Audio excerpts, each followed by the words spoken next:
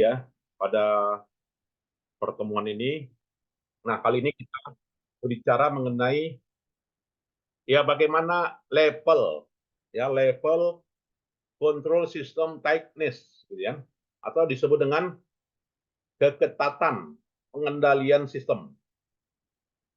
Ya, sejauh mana ketatnya, rendahnya, kemudian juga sedangnya dari aspek pengendalian itu, gitu kan?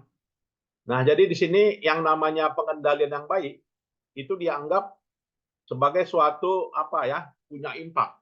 Impactnya adalah bisa memberikan kemungkinan tinggi ya di mana tujuan perusahaan itu bisa dicapai.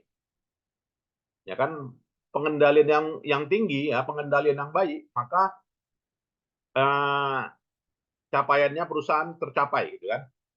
Begitu juga sebaliknya, ya kan, apabila eh, pengendaliannya lemah, low gitu kan, maka boleh dikatakan yang terjadi itu adalah beberapa kendala-kendala besar di masa yang akan datang.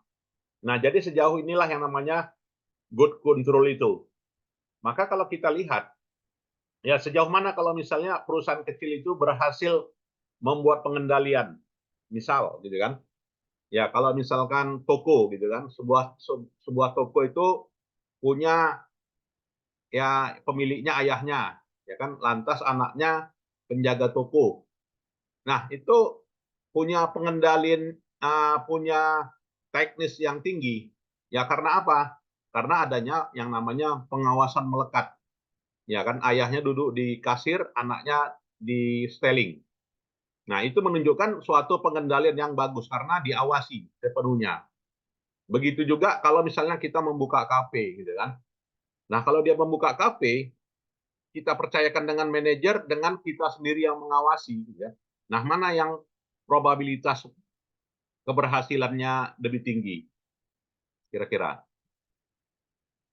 Kita buka usaha gitu kan, atau kita buka kebun lah gitu kan.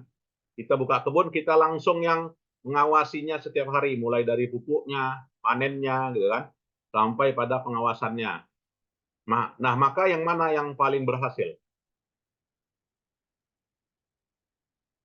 Kontrol mana yang memungkinkan sehingga form objektifnya will be achieved? Ya, yang kita awasi langsung gitu kan. Artinya model pengendalian adalah model pengawasan melekat, kan gitu kan. Itulah yang dianggap good control yang bagus. Nah, sehingga pengawasan yang melekat itu disebut dengan tight control. Ya, jadi tight control ini adalah sejauh mana keketatan pengawasan itu dianggap lebih bagus karena itu akan memberikan suatu kepastian yang tinggi, high degree certainty, ya kan, kepastian yang tinggi untuk orang untuk bertindak atas nama keinginan organisasi dengan diasumsikan ya dampaknya adalah dampak dua sisi ya. Nah ini, nah jadi good control itu ya apabila dia bisa mencapai tinggi apabila tight controlnya kuat. Itu yang mau kita simpulkan ya. Jadi tight control kuat. Semakin kuat diawasi maka makin berhasil. Semakin kuat pengawasan orang tua, ya kan, kepedulian orang tua terhadap anak, maka anak akan bisa diarahkan. Ya kalau udah orang tua sudah tidak peduli gitu kan, maka anak akan tidak bisa apa ya, tidak punya panduan lagi kan, sehingga seorang anak itu tidak ada menjadi panutan gitu kan. Nah, untuk kalau seorang anak itu maka harus selalu di bawah bimbingan orang tua gitu kan. Nah, jadi orang tua puncak keberhasilan. Nah, itu.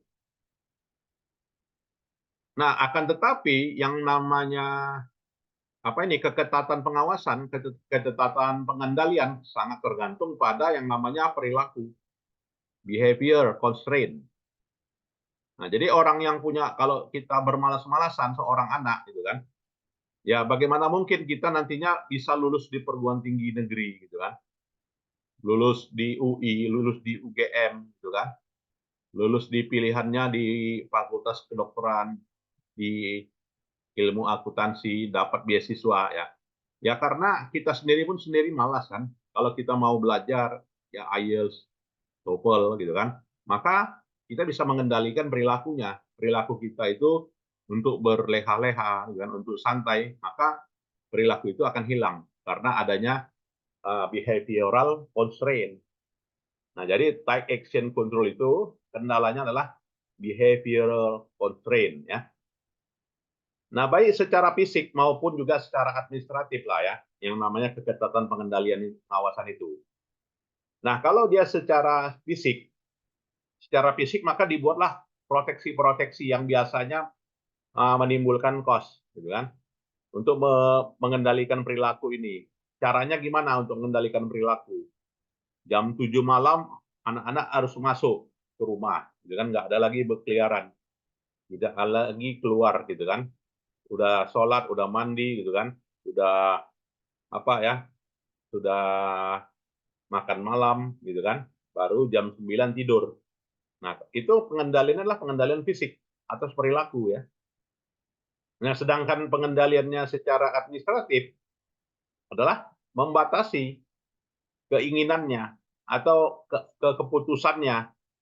Nah, kalau di dalam level organisasi kan, maka ada batasan-batasan keputusan untuk mengendalikannya itu. Jadi batasan pengendaliannya itu adalah personality, level personality-nya. Ya, level personality-nya yang mendukung keputusan yang andal ya. Nah, jadi di sini dibatasilah keputusan ya. Selain itu juga otoritasnya. Nah, jadi otoritasnya juga ikut dikendalikan ya. Maka ada yang namanya review. Review yang dilakukan untuk capaian organisasi atas sebelum melakukan bertindak. Apa aja itu?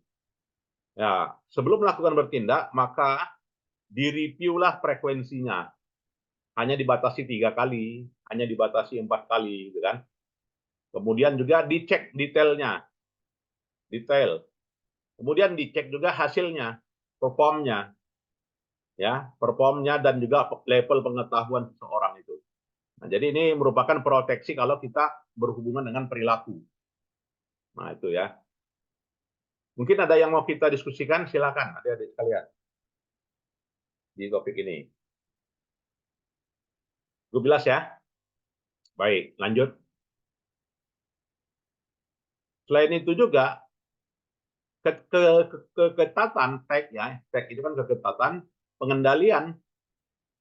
Nah, maka dipantau juga yang namanya pertanggungjawabannya. Apa yang udah dibuatnya dievaluasi gitu kan. Maka sejauh mana ya pengendalian apa ya, pengawasan tindakan seorang suatu tindakannya, pertanggungjawabannya sangat tergantung pada ya kan yang namanya pendefinisian tindakan. Jadi semakin jelas pendefinisian secara spesifik tindakannya, maka bisa dapat diketahui, memahami, atau juga dapat menerima. Ya. Selain itu juga keefektifannya. Jadi keefektifannya seorang pegawai lah ya pada level perusahaan itu harus dilihat ya sejauh mana keefektifannya dan juga kecakapan dan juga kecepatannya. Jadi apabila hal itu merupakan cerminan dari keefektifan. Ya, kemudian juga action accountability yang lain adalah reinforcement provide. Nah, jadi reinforcement provide adanya pemberian reward. Ya kan kalau udah berprestasi kasihlah penghargaan. Dikasihlah bonus gitu kan, dikasihlah nilai lebih, dikasihlah nilai plus. Begitu juga adanya kesalahan. Ya kan dampaknya ke SP3, SP1, SP2 gitu kan. Nah, ini. Itu merupakan sebuah bentuk tindakan ya. Action accountability. Kemudian untuk mencapai tindakan itu sangat tergantung pada kejelasan sasaran ya, kongruen, dan juga kelengkapan sasaran ya. Jadi dalam memilih ukuran, dimensi ukurannya direfleksikan pada kebenaran atau juga pencapaian tujuan. Selain itu juga sangat tergantung pada spesifikasi. Jadi makin jelas spesifikasi, maka dapat dikuantifikasi. ya kan, dapat dikuantifikasi. Misal, ya kan, komplain berapa persen yang bisa ditoleransi? Komplain yang bisa ditoleransi 1% atau 0,05%. Ya berarti sangat bagus ya. Kalau ada komplainnya banyak berarti nggak berhasil. Tapi kalau komplainnya 1% dari jumlah pelanggan itu kurang dari 1% jumlah pelanggan, maka komplainnya besar.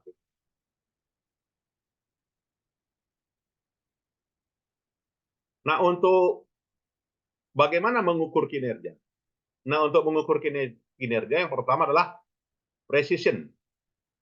Ya, artinya ketepatan. Sejauh mana tepatnya?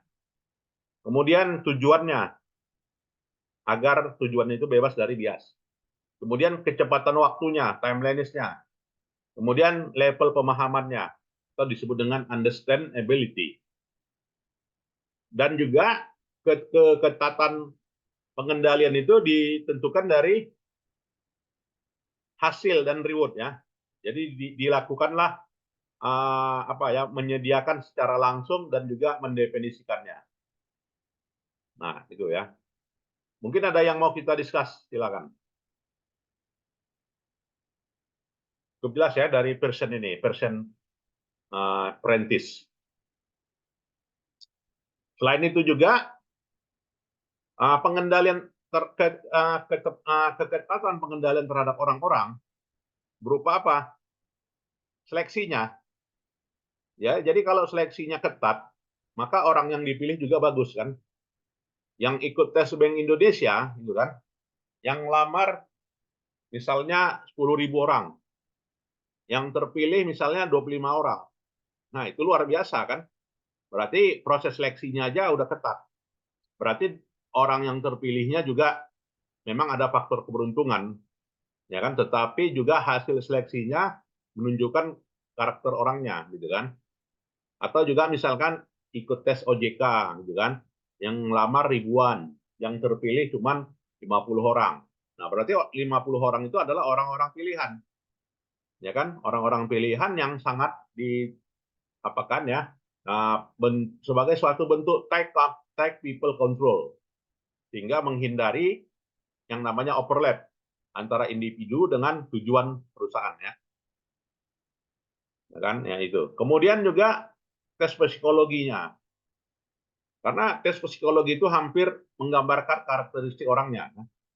Jadi kalau kita mau berhasil ya pada masuk lowongan pekerjaan, ya kuasain tes psikologinya, latihan, supaya kita bisa mengontrol gitu kan, level emosi gitu kan, mengontrol level perilaku ya kan, sejauh mana menurut pendekatan psikologi. Nah, jadi makanya buku-buku psikologi itu kalau bagi yang mencari kerjaan itu harus kita hafal ya. Nah, itu pentingnya kita menghafal hal itu sehingga nantinya kita merupakan yang terpilih dari yang diseleksi. Selanjutnya di training.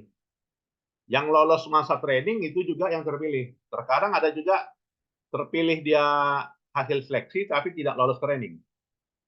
Nah, jadi yang lolos training ini itu sangat yang sebagai bentuk dari take people control ya. Kemudian culture control, mengontrol budaya.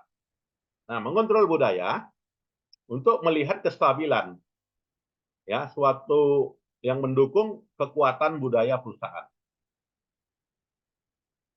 Nah, yang paling penting lagi adalah control combination. Jadi control combination di sini ya menggunakan pendekatan ganda. Ya kan, yang menggunakan pendekatan ganda artinya dari seluruh faktor-faktor yang merupakan kunci kritik sukses sebuah entitas, termasuk di dalamnya adalah mengukur pendekatan hasil atau mengukur apa yang dihasilkan, mean of action control. Nah, inilah ya terkait yang namanya ya kontrol sistem teknis. Jadi bisa kita simpulkan ya, kontrol sistem teknis itu adalah menentukan good control, di mana good control itu menghadapi kendala, yaitu kendala yang namanya behavioral constraint ya. Dan behavioral constraint itu nantinya juga berimplikasi pada hasil, dan hasilnya ini diukur, yaitu secara precision, kemudian secara objectivity, ya, kemudian juga aspek timeliness dan juga access understandability. Nah itu ya. Mungkin ada yang mau kita diskusikan, silakan adik-adik sekalian. Ya, kita nggak usah lama-lama ya. Ya, baik. Kalau tidak ada, saya kira itu sajalah ya perkuliahan kita, dan ini sudah tersampaikan ya.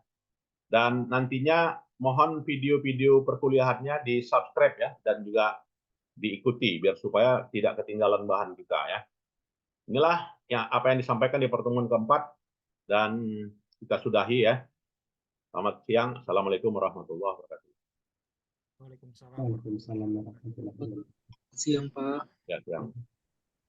Ya, boleh meninggalkan ruangan ya. Jadi